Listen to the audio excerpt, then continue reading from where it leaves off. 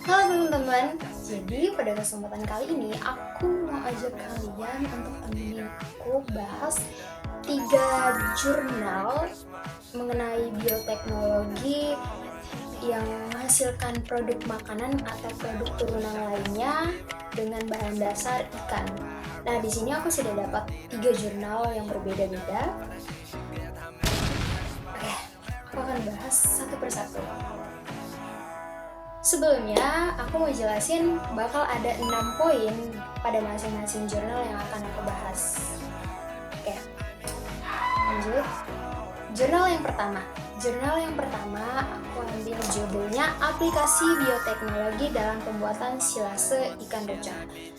Nah, teman-teman kalian tahu nggak siapa itu ikan rucah? Jadi, ikan rucah itu adalah bagian-bagian ikan yang tidak dijual, bagian-bagian ikan yang tidak dipakai, bagian-bagian ikan yang tidak dikonsumsi. Nah, poin yang pertama, produk yang dihasilkan. Pada jurnal ini, produk yang dihasilkan adalah pakan ternak yang bernutrisi tinggi. Yang kedua, ada cara buatnya. Oke. Pada jurnal ini dijelaskan bahwa pembuatan silase ikan rucah ini dibuat secara fermentasi dengan bantuan bakteri asam laktat.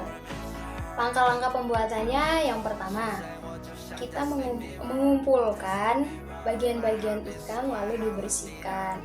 Yang kedua, menambahkan bakteri asam laktat untuk mempermudah proses fermentasi. Yang ketiga, lakukan fermentasi selama beberapa minggu tergantung kondisi cuaca. Kemudian ditempatkan sebagaimana fermentasi itu biasanya dilakukan di wadah yang tertutup, kedap udara supaya kondisi ikan itu tetap anaerobik. Yang keempat, apabila sudah melewati masa fermentasi, maka pakan ternak bisa siap digunakan. Poin yang ketiga ada kendala. Pada jurnal tersebut tidak disebutkan kendala. Tidak ada kendala mungkin ya. Tapi akan ada beberapa kendala apabila proses fermentasi tidak dikendalikan dengan baik, maka memungkinkan ikan rucah terkontaminasi oleh bakteri-bakteri jahat. Poin yang keempat itu manfaat ikan rucah ini adalah menjadi pakan ternak yang bernutrisi tinggi yang bergizi bagi ternak. Yang kedua, kandungan protein dan lemak yang dikandung dalam silase ikan rucah ini juga termasuk protein yang tinggi karena mengalami proses fermentasi. Yang tiga, tentu ini juga bermanfaat untuk mengurangi limbah ikan. Sebagaimana kita pernah lihat kan limbah ikan itu banyak banget. Nah, dengan proses pembuatan silase ikan rucah ini itu juga akan membantu untuk mengurangi limbah ikan. Poin yang kelima ada kerugian. Jadi di sini di jurnal tidak dijelaskan ada kerugian atau tidak.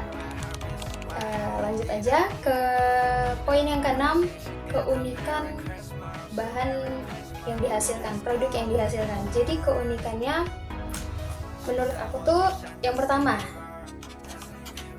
pengolahan limbah ikan yang digunakan untuk pakan ternak. Ini benar-benar unik ya. Ternyata limbah ikan itu bisa digunakan sebagai pakan ternak. Yang kedua, menggunakan mikroorganisme yang spesifik, itu bakteri asam laktat tadi itu. Jadi itu sangat menarik dan unik. Yang ketiga, daya simpan silase ikan rucah ini lama, dan dia itu kan mengalami fermentasi, jadi dia tahan lama penyimpanannya tahan lama maksudnya. Jurnal kedua itu judulnya Fermentasi Kecap Ikan dengan Enzim Proteolitik, Aplikasi pada Pembuatan Kecap Ikan. Untuk poin yang pertama yaitu produk yang dihasilkan. Dari judulnya udah tentu kita tahu ya, produk yang dihasilkan adalah kecap ikan. Tapi kecap ikannya itu kecap ikan yang berkualitas. Yang kedua, poin yang kedua, cara pembuatan. Cara buatnya itu sama aja dengan teknik fermentasi, namun menggunakan enzim proteolitik. Enzim proteolitik itu adalah enzim-enzim yang berasal dari tumbuhan, teman-teman. Nah, langkah-langkah pembuatannya, langkah pertama, kita siapkan dulu ikan-ikan yang berprotein tinggi. Yang kedua, tambahkan enzim proteolitik, bisa seperti papain. Papain itu seperti getah pepaya yang memiliki enzim papain A, papain B. Yang kedua, bisa juga menggunakan bromelain. Bromelain itu berasal dari nanas, dia juga memiliki enzim. Jadi tujuan ditambahkannya enzim itu untuk memecah protein menjadi asam amino yang lebih sederhana. Langkah yang ketiga, fermentasi. Didiamkan selama beberapa minggu tergantung kondisi cuaca, kemudian dibuat di tempat yang tertutup, kedap udara, sama seperti sebelumnya. Setelah hasil fermentasi jadi, kemudian dipisahkan cairan dengan padatannya, maka kecap ikan pun siap disajikan. Untuk poin yang ketiga, kendala. Di jurnal tidak disebutkan adanya kendala, namun mungkin akan ada terjadi kendala apabila pengendalian enzim tidak diperhatikan. Maka kalau pengendalian enzimnya itu tidak diperhatikan, yang terjadi rusaknya tekstur dan rasa kecap ikan yang difermentasi tadi. Untuk poin yang keempat, ada manfaat. Manfaatnya ya itu rasa kecap lebih gurih. Yang kedua, kecapnya lebih premium, berkualitas karena mengandung protein yang tinggi. Karena tadi bahan-bahannya juga kan dari ikan, protein yang tinggi. Kerugiannya juga tidak disebutkan di sini. Untuk poin yang kelima tidak ada kerugian. Yang keenam, keunikan. Keunikan di sini itu pendekatan bioteknologi yang inovatif karena dia menggunakan enzim proteolitik dalam proses fermentasi pembuatan kecap ikan tersebut. Menarik ya? Lanjut ke jurnal yang ketiga dengan judul Ekstraksi Minyak Ikan Lele. Poin yang pertama, produk yang dihasilkan. Tentu produk yang dihasilkan adalah minyak ikan lele yang kaya akan asam lemak omega 3. Yang kedua, cara pembuatannya. Cara pembuatannya kali ini tuh berbeda dengan jurnal-jurnal sebelumnya. Ini menggunakan teknik wet rendering atau rendam basah.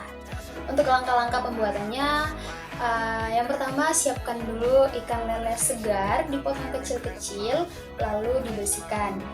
Yang kedua, panaskan ikan pada suhu tertentu. Di jurnal disebutkan ada 3 percobaan pada suhu 80 derajat Celcius, 90 derajat Celcius, dan 100 derajat Celcius. Kemudian, setelah pemanasan minyak ikan akan terpisah dengan jaringan ikan tersebut. Kemudian diekstraksi melalui penyaringan untuk menghilangkan sisa-sisa padatan. Langkah yang terakhir, lakukan proses pemurnian untuk menghilangkan kontimen yang tidak diinginkan dari minyak ikan tersebut. Lalu setelah memisahkan kontimen-kontimen tadi, maka minyak ikan bisa siap digunakan. Poin yang ketiga, kendala. Di sini tidak disebutkan kendala, namun apabila proses pemisahan minyak ikannya tidak efisien, maka akan ada kontimen-kontimen tadi yang tidak baik untuk dikonsumsi seperti itu. Ada bakteri lain lah ibaratnya. Untuk poin yang keempat, manfaatnya. Jadi manfaat minyak ikan lele ini tuh menjadi sumber nutrisi. Yang kedua, karena dia mengandung DHA dan EPA, dia itu bisa mengurangi resiko penyakit jantung karena dia itu baik banget untuk kesehatan jantung.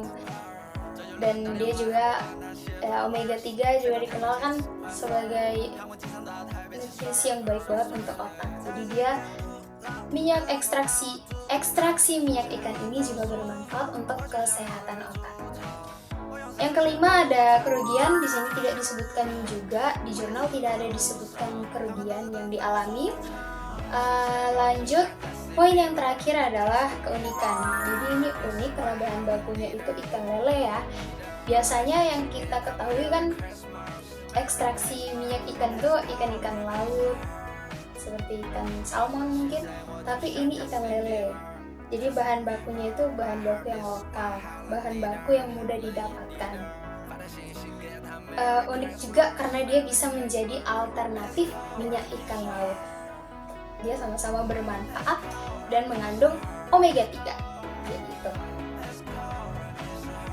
Nah, teman-teman, berdasarkan apa yang sudah aku bahas, maka dapat aku simpulkan bahwa bioteknologi adalah cabang biologi yang mempelajari perkembangan teknologi dengan menggunakan makhluk hidup atau bagian-bagiannya untuk menghasilkan produk atau jasa yang bermanfaat bagi manusia. Seperti jurnal yang pertama, pembuatan silase ikan ruca, yaitu kan menggunakan bakteri asam laktat. Kemudian jurnal yang kedua, pembuatan kecap ikan, dia menggunakan enzim proteolitik. Kemudian yang ketiga, dia hanya menggunakan ikan lele namun mendapatkan ekstraksi minyak ikan dengan omega 3 yang tinggi. Jadi bioteknologi itu sangat-sangat bermanfaat dan banyak sekali bioteknologi yang dilakukan secara inovatif. Jadi itu aja mungkin yang bisa aku sampaikan, yang bisa aku jelaskan melalui beberapa jurnal yang sudah aku cari. Sekian dari saya, terima kasih.